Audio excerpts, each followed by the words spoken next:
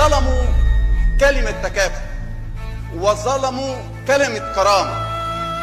لما أنا النهاردة بذل الشعب علشان ياخد تكافل وكرامة 450 جنيه، طب بالله عليك 5000 جنيه يكفوا مصاريف فرد النهاردة في الشهر؟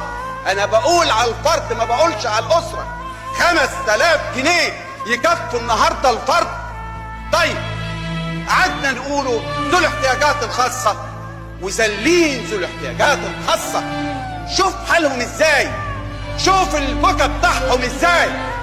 سيادة الرئيس اتكلمنا على اطفال الشوارع، امشي على الكباري، بص لسيادتك تحت كل كباري مصر هتلاقي الناس مترمية ازاي، اطفال الشوارع. احنا بنرضي ربنا ولا بنرضي مين؟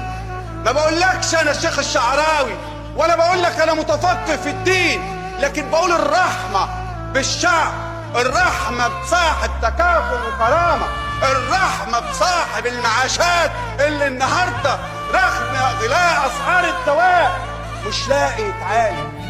ايوه مش لاقي يتعالج. النهاردة احنا بنتكلم عايزين نوقف السفه، عايزين نوقف الانفاق الطرفي في البلد وفي الوزارات. بعد اذن حضرتك دي اسمها حكومات وقف الحال. بذمتكم مفيش 10 مليون النهارده متضرر وجاء بسبب قوانين البناء والتصالح؟ طب ايه رأي سيادتك؟ الحكومة النهارده بتقول المشروع عند مجلس الشعب وفي اتراك مجلس النواب. سيادة الرئيس ايه رأيك ان الحكومة رمتها علينا؟